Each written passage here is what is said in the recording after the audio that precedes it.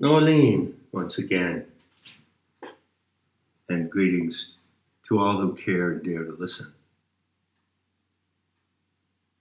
It's 4 o'clock in the morning on the 26th of July, 2022. That's the chair creaking. And I'm sitting here with the waning moon just before dawn. The waning moon will appear. It's a crescent in the east. It's called the crescent of the left hand because when you hold up your left hand and you make an arc or a curve with your forefinger and your thumb, it mimics the shape of the moon. The sunset crescent that you see in the west at the beginning of the lunar cycle is called the crescent of the right hand because you make that mimicking gesture with your right hand. These lunar cycles have deep significance in planetary tantra, in the practices that I do and others do and have been doing around the world for some years now. So we speak of the last 7 days of the lunar cycle as being in completion. Specifically, you are in completion with the Dakini or Devata who oversees that monthly cycle. And how can you identify who that is? By who, I mean that radiant emanation, that's what Devata means, that radiant emanation, which is a frequency of the earth itself, and from 1 month to the next, although all of her 16 frequencies are constantly radiating, from 1 month to the next, one particular frequency tends to dominate. And you can identify which one that will be by looking at where the crescent moon in the west, the new moon, stands against a constellation, because each of the 13 constellations in the sky correspond in one way or another to these devatas, which are telluric frequencies of the Earth Mother. So we say that in the last 7 days of any shift, we're in completion with the Devata who oversees that shift. In this case, that would be Idris. Her name is Idris. It's actually a name from Welsh lore. It's the name of a powerful witch and also of a powerful place in Wales. So here I am, all by my lonesome, sitting here in completion with Idris. And it occurred to me to tell you that love is the serene ocean that rocks your heart. Now, why on earth, you might wonder, did it occur to me to say that in just that way? Well, these things do happen when you follow the practice of planetary tantra and you attune to these frequencies of the Aeonic Mother. Call her Gaia, call her Sophia, call her Gaia Sophia, call her Pam, which means planetary animal mother. Over time, as you attune to her frequencies with the instrument of your body, which is designed to receive and transmit them,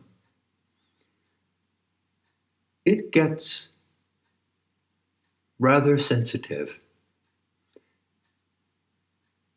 I speak of Dakini instruction. And Dakini instruction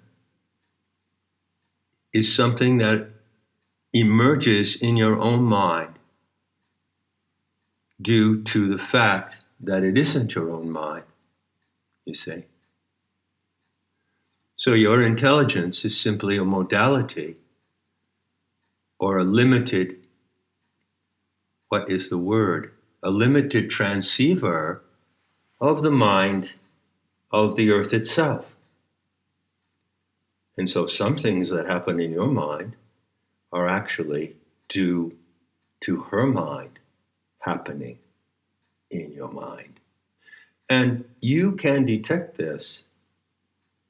You can avoid auto-suggestion, make-believe, magical thinking, pretending. And you can learn to know the difference between what is a pretended or apparent event of Dakini instruction and what is really a truly provable event of subliminal transception.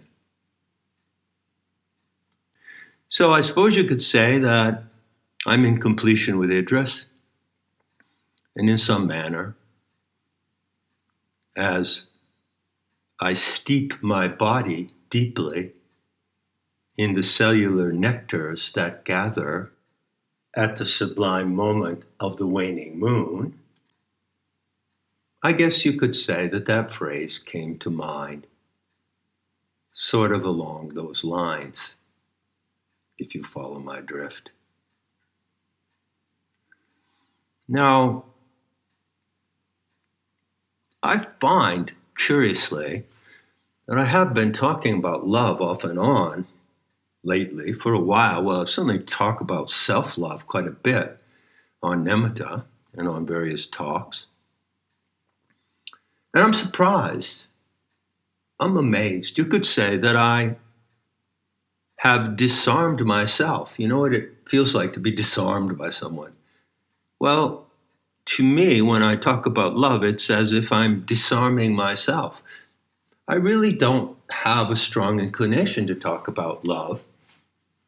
I don't want to influence anyone with my personal views on love. But it just comes up now and then. And it came up this evening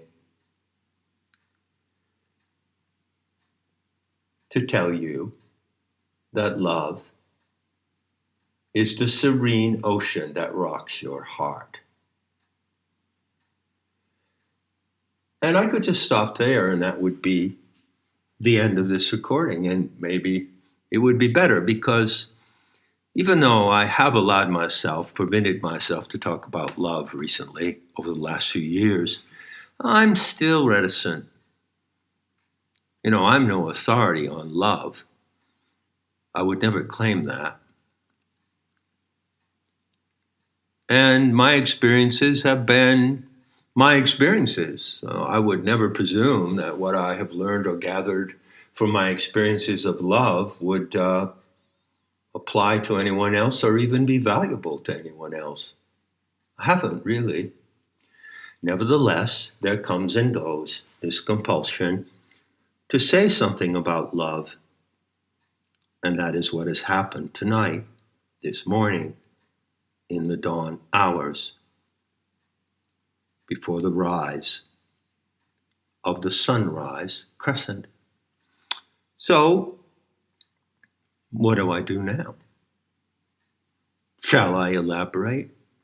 Actually, I don't really want to elaborate.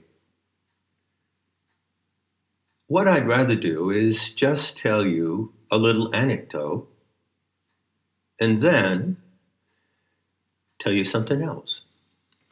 So here's the anecdote. About a month ago, I was sitting around in the place where I can be found, and it must be true because it rhymes, with 3 other people. We were in the kitchen. It was in the morning. And I popped out a question. I said, define love. Give me your definition of love. We were just sitting there having coffee in the morning. Casual moment. Well, they gave their descriptions. They told me what they think love is. They described their conceptions of love, all three of them. And then, of course, the conversation came around to me, and it was my turn to say what I think love is. And I said, emptiness. So that's the anecdote. Now, maybe that needs commentary.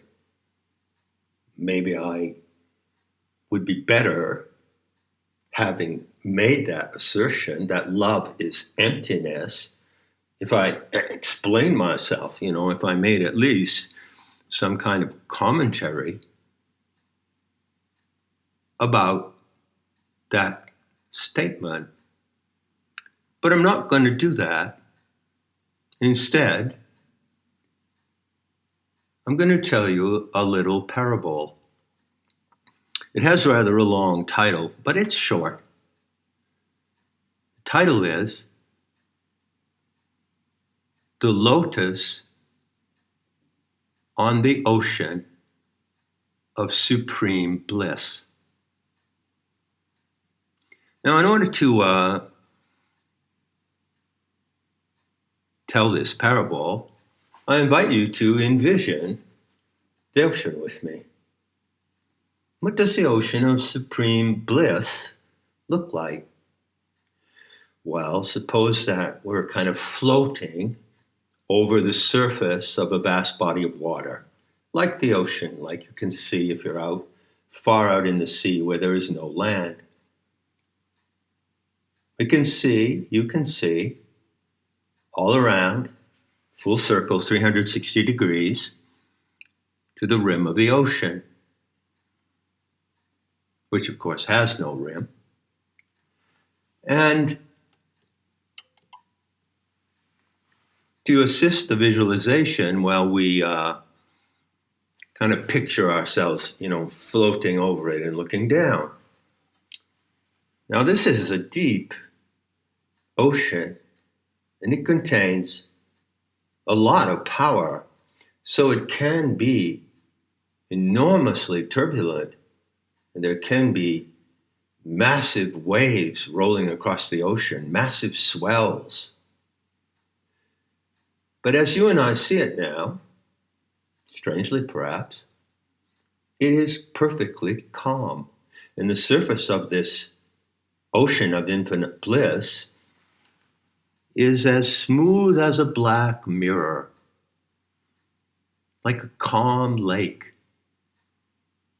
But it is an infinite ocean of infinite depth. Never forget that. And there, floating in the center of the ocean, is a large white lotus. Now, let's hone in and look at what the lotus is doing. It's floating, not moving, but just floating in one position on this mirror-like, perfectly flat, serene surface of an infinite ocean of infinite depth. And as we look at it, we notice that it does what lotuses do. And what do lotuses do? What do hearts do? What does your heart do? Well, it opens and it closes, doesn't it? Now, of course, the physical heart also opens and closes. It has those two actions. What are they called? The systole and the diastole, something like that. So your heart beats. And the chambers, the four chambers, open and close. But of course, the lotus is a lotus. It's a flower that's capable of closing up into a tight vertical column. And then it's capable of opening and spreading its petals so that they are fully open and fully horizontal. So picture those two actions of the lotus. It closes tightly, and then it opens broadly. And it closes, and it opens as it floats on the ocean of infinite bliss. But what exactly is this lotus doing? And what does its opening and closing have to do with where it is on that ocean?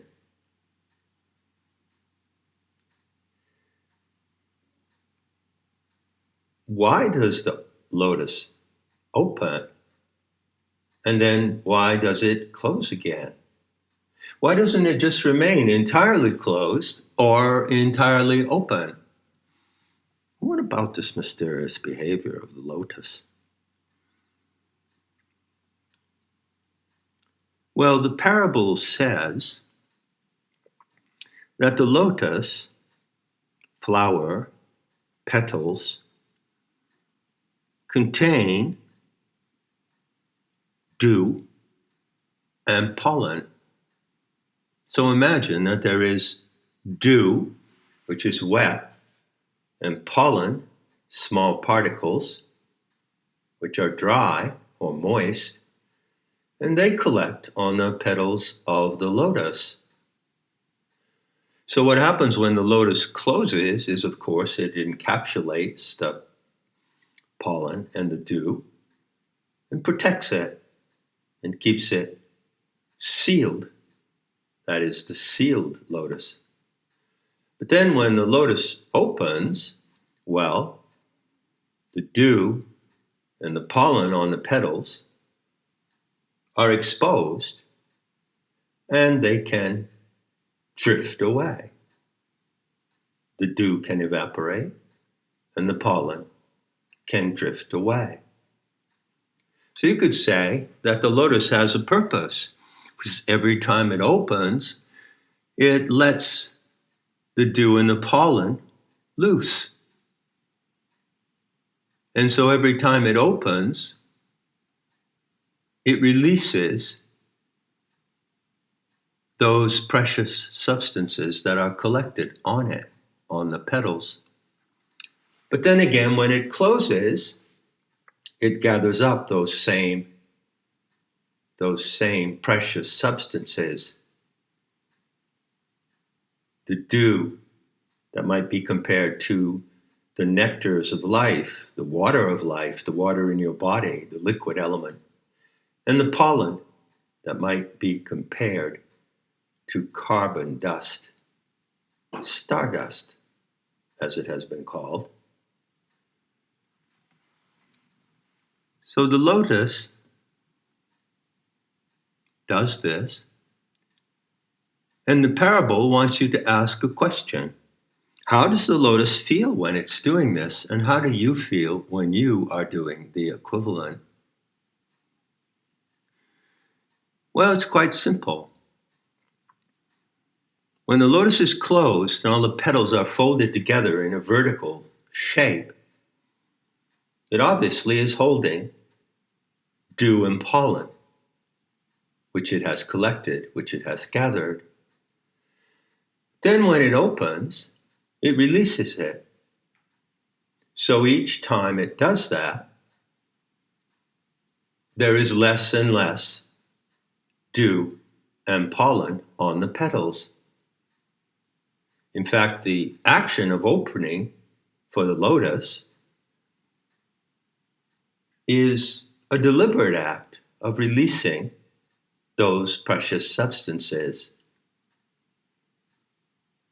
But then why would it close again? Why would it ever close again? Well, suppose that it opens fully, the petals are horizontal, they're spread out, there it is floating beautifully on the still surface of the serene ocean of bliss, which is also the serene ocean that rocks your heart. And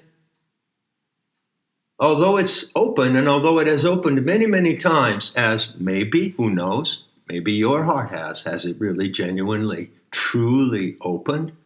Well, if it has released something like pollen and nectar. into the world. But then why would it ever close again? How does the lotus feel? What does the lotus feel that causes it to close again? Well, the parable says that it closes as long as it still has some pollen and dew to release. The very fact that some pollen and dew, like a residue, still remain on the petals of the lotus causes it to close. But then, because the lotus finds its greatest joy in release, it opens again and it releases more pollen and more dew. And it goes on and on. But does it ever stop? Does it ever happen that the lotus finally opens and it never closes again? Could that happen to you? Could that happen to your heart? What conditions would be required? Well, it's quite simple. In order for that to happen, your heart would need to be empty enough so that it never has to close again.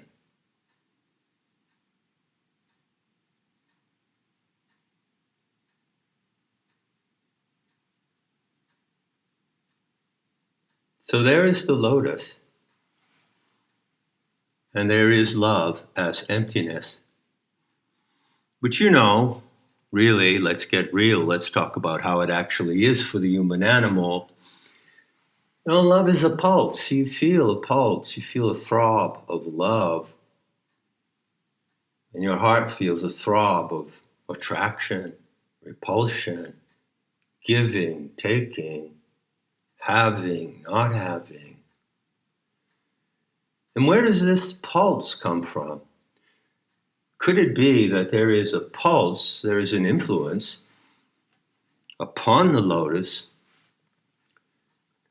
that endows it with the tendency to act in this way, to open and close until it is so empty that it never has to close again? Is there some influence? Well, there is. And that influence comes from the depths of the ocean of bliss. You see, the surface of the ocean is serene, like a flat mirror, and the depths of the ocean are infinite, even though you know that there is great power in those depths, the power to release tremendous waves and turbulence. But even that power comes out of the depths of the ocean. And there, in the infinite depths, is something that we tend to call love, pulsating. And as that pulsation reaches the lotus responds by opening and closing until, third time, you've got it, until it is so empty of the precious pollen and dew that it never has to close again. And that is how the serene ocean affects the lotus, and that is how it rocks your heart. And who knows, maybe, even maybe, that's why it rocks your heart.